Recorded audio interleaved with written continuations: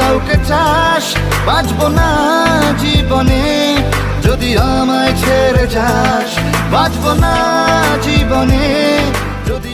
নমস্কার। নমস্কার, আমি মানস করাই। আমি সঞ্জিত হালদার। আমি আমার আগের কয়েকটা ছবি আপনারা হয়তো দেখেছেন, কালো প্রবাহ, ফেরারি মন, অবুঝ ভালোবাসা, এবং আমার একটা নতুন ছবি আসতে চলেছে, প্রেম তোকে কি করে বোঝাই। তো সঞ্জিত ছবিতে লিড কাস্টিং করছে। তো ছবিটা রথযাত্রা উপলক্ষে 27শে জুন সিনেমা হলে আসতে চলেছে। তো এই ছবিটা ট্রেলার লঞ্চ হয়েছে। আপনারা ট্রেলার ইউটিউব এবং ফেসবুকে দেখতে পাবেন। ছবিটা একটা রোমান্টিক প্রেমের গল্প এবং কলেজ স্টুডেন্টের একটা গল্প। তো ও কলেজ স্টুডেন্টের ক্যারেক্টারে ও অভিনয় করেছে। হ্যাঁ, তো তোর কেমন লাগলো ছবিটাতে কাজ করে? সত্যি কথা বলতে স্কুল লাইফটা আর কলেজ লাইফটা পার হবার পর আমি মুভিটা করছি, কিন্তু এই মুভিটার শুটিং করার সময় আমার মনে হচ্ছিল যে আমি সত্যি সত্যি আমি সেই লাইফে পৌঁছে গেছি। কারণ আমরা কলেজেও শুট করেছি, এবং কলকাতাতে শুট করেছি, বিভিন্ন জায়গাতে শুট করেছি, মানে ওয়েস্ট বেঙ্গলের বেশ ভালো ভালো লোকেশনে পুরো ছবিটা শুট করা হয়েছে। এটা একটা প্রেমের ছবি হলেও কমেডিও আছে, অ্যাকশনও আছে, যে নেই তা নয়, সব রকমই আছে। তো সঞ্জিত আমার সাথে প্রথম কাজ করলো, তো খুবই ভালো করেছে। নতুন হিসাবে ও যথেষ্ট ভালো করেছে এবং যথেষ্ট ভালো করার চেষ্টাও করেছে। তো বিশেষ করে জঙ্গিপুরে যেই ওর এলাকাতেই আমরা শুট করেছি এবং সেখান থেকে প্রচুর ভালো সাপোর্ট পেয়েছি আমরা। ওখানকার ছেলে মেয়েদের, ওর বন্ধু বান্ধব, সবার থেকে, মানে সবাই যেভাবে এসেছিল নিজের মনে করে, এবং সবাইকে নিতেও পেরেছি, মানে সবাইকে আমরা কলেজে যেহেতু সিন ছিল, সব ওর বন্ধু বান্ধবরাও সেখানে অভিনয় করেছে। সবাইকে আমি শুভেচ্ছা জানাতে চাই যে একটা জার্নির পর ছবিটা রিলিজ হতে চলেছে। তো ছবিটাতে তো ডিওপি ছিলেন রঞ্জিত মন্ডল, মেকআপ করেছেন রবিদা, এবং পোস্ট প্রোডাকশনের কাজ করেছেন অরিন্দম গায়েন, ইনি আমাদের এডিটর, এবং তার সাথে ছবিতে মিউজিক ডিরেক্টর ছিলেন শ্রীপ্রীতম, এবং কোরিওগ্রাফি করেছেন রাজ সেন, এবং গানগুলো গেয়েছেন কুমার শানু, মিউজিকটা দিয়েছেন শ্রীপ্রীতম। হ্যাঁ, এবং আপনারা গানগুলো বিভিন্ন প্ল্যাটফর্মে আপনারা দেখতে পাবেন এবং শুনতে পারবেন। আমাদের একটা গান রিলিজ হয়েছে, সেটা দেখতে পারবেন। আর গানগুলো নিয়ে আপনারা রিলস বানাতে পারেন। অবশ্যই রিলস অনেকেই বানাচ্ছে এবং তাদেরকেও অনেক ধন্যবাদ যারা আমাদের গান নিয়ে রিলস বানাচ্ছেন। আমিও দেখেছি, অনেক শেয়ারও আমি করেছি। রিলস বানিয়ে আপনারা ট্যাগ করতে পারেন আমাদেরকে ফেসবুকে। আর ছবিটা সম্বন্ধে কি বলবো, ছবিটা প্রেমের গল্প, কিন্তু প্রেম আমাদের জীবনে বিভিন্ন ভাবে আসে এবং আসার পরে আমরা অনেক সময় প্রেমের জন্য অনেক সময় ক্ষতিও হয়, অনেক সময় লাভও হয়। তো সেই ব্যাপারটাই ছবির মধ্যে তুলে ধরা হয়েছে। ব্যাপারটাকে কিভাবে আমরা নিচ্ছি, কিভাবে আমাদের জীবনে আসে, এবং আমাদের সিদ্ধান্তগুলো খুব ইম্পর্টেন্ট, যে সিদ্ধান্তগুলো আমরা কিভাবে, মানে আমাদের জীবনটাকে কিভাবে নির্ভর করে। তো সেইটাই আমাদের ছবির মধ্যে দেখানো হয়েছে। সঞ্জিত তো খুব ভালো কাজ করেছে। ফাইট মাস্টার ছিল আমাদের খোকনদা, এবং ফাইট টিমকে সবাইকেই আমি ধন্যবাদ জানাতে চাই। এবং ছবিটা রথের দিন আসছে 27শে জুন।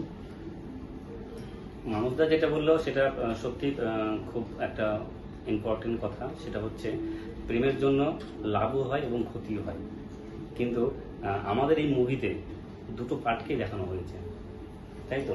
এবং এইটা দেখার পরে আপনাদের ডিসিশন নিতে হবে যে আপনারা কোন পথে চলবেন, এবং আপনাদেরকে কোন পথে গেলে আপনাদের কি লাভ হতে পারে বা কি ক্ষতি হতে পারে সেটাও দেখতে হবে।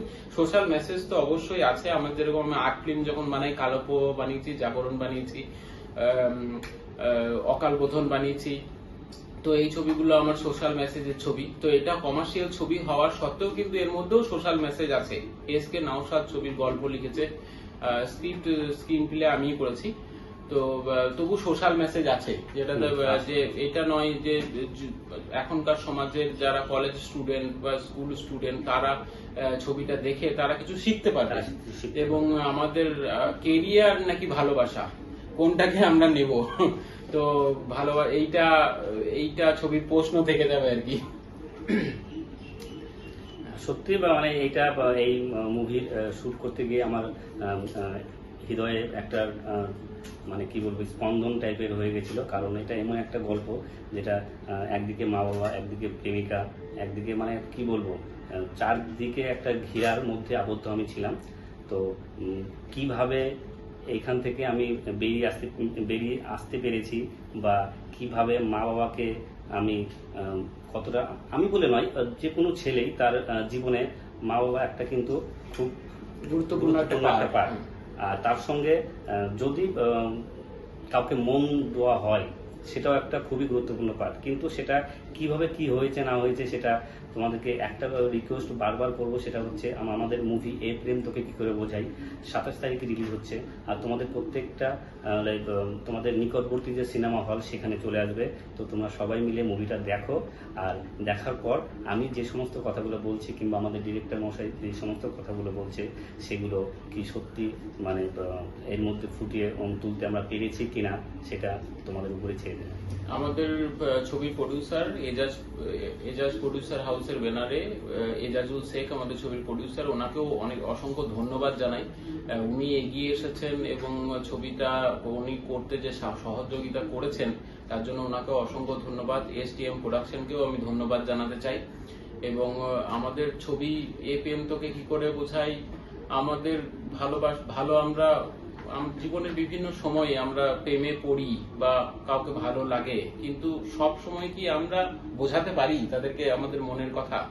আমরা ভালোবাসা তো কি দেখানো যায়, আসলেও কি ভালোবাসাটা প্রকাশ করা যায়, এবং প্রকাশ করা গেলেও সেটা কিভাবে প্রকাশ করা সম্ভব, তার কি কি রাস্তা হতে পারে, সেটাই এ প্রেম তোকে কি করে বোঝাবে। তো সেই জন্য ছবির নাম এ প্রেম তোকে কি করে বোঝাই। এবং কিছু কিছু কথা বোঝাতে হয় না, নামের মধ্যেই মানে তোমরা উত্তর খুঁজে পাবে যে এই প্রেম কি করে বোঝাবো বা কি করে বোঝাই। তো সত্যি নাম, গান, আমাদের গল্প সবকিছু মিলে এমন একটা কিছু আমরা তৈরি করেছি যেটা বারবার তোমাদেরকে বলছি দেখার জন্য। দেখলে সবার ভালো লাগবে, এইটুকু আশা করি সবার ভালো লাগবে, কেউ হতাশ হবে না। এবং আমরা যথেষ্ট যত্ন সহকারে ছবিটা করার চেষ্টা করেছি, আমাদের যেইটুকু যা আমাদের ছিল তার মধ্যে দিয়েই আশা করছি ভালো লাগবে, অবশ্যই ভালো লাগবে। ছবির গান, ট্রেলার, টিজার সবই এখন ইউটিউবে অ্যাভেলেবেল রয়েছে, ফেসবুকে অ্যাভেলেবেল রয়েছে, এবং আপনারা অবশ্যই দেখুন, আপনাদের মতামত জানান, কেমন লাগছে বলুন, যদি আমাদের ভুল ত্রুটি আপনাদের নজরে পড়ে সেটাও আপনারা জানান অবশ্যই। এবং আপনাদের কি কি ভালো লাগছে কি খারাপ লাগছে সেটাও আপনারা গেস করুন, গল্পটা কি হতে পারে। ট্রেলার টিজার চলে এসছে, তো গল্পটা সম্বন্ধেও আপনারা গেস করতে পারেন। তো আর বিশেষ কিছু বলবো না, সকলকে ধন্যবাদ জানাই, সবাই ভালো থাকবেন, নমস্কার।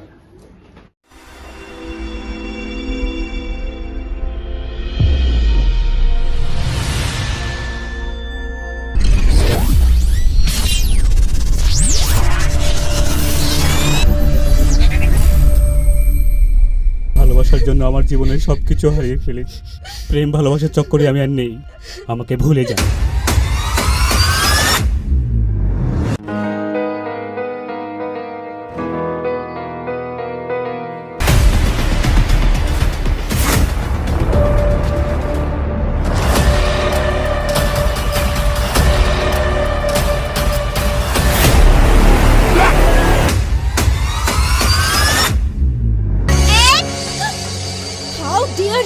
দেখে কাজ করতে পারো না?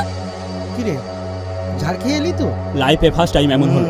তাই বলে কি প্রেম থেমে থাকবে বন্ধু? মনে আজ রং লেগেছে কোন ফাগুনে,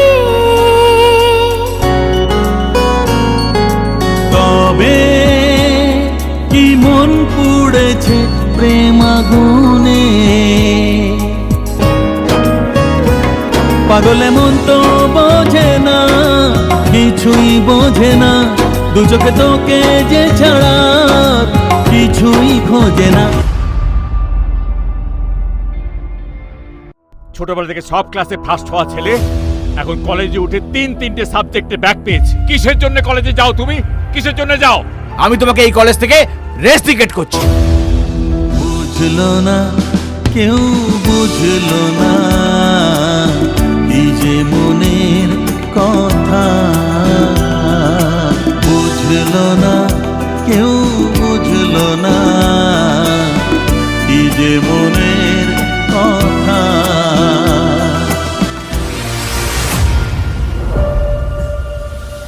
মনের খাতাতে সিঙ্গার উঠেছে না চাঁদ পাতায় দিন রাত তো বিভোর হয়ে লেখা ওরই গান শুধু শুনছে। যে আমি তোরই সিঙ্গার না। শানিতে আমার ওকে খুব ভালো লাগে, আই জাস্ট লাভ হিম। ওই মেয়েটার পেছনে এবার ছাড়, নিশ্চয়ই ওর বয়ফ্রেন্ড আছে। আমরা মাঝে মাঝে ভুল করে এমন একজনকে ভালোবেসে ফেলি যারা ভালোবাসা তো বোঝেই না, এমনকি ঘৃণারও যোগ্য না। আমাকে ক্ষমা করুন ম্যাডাম, আমি আপনাকে ভালোবাসি না। তুমি একটা পাথর সায়ন, পাথর পাথর। কে চেনা কে অচেনা মন পায়নি তার ঠিকানা, খুব চেনা হয়েও কেউ থাকে দূর, চেনা সুরও তখন লাগে বেসুর। প্রেম তোকে কি করে যে বোঝায়, ভালোবাসা বোঝার জন্য শুধু চোখ থাকলেই হয় না, তার জন্য দরকার হয় একটা সুন্দর মনের।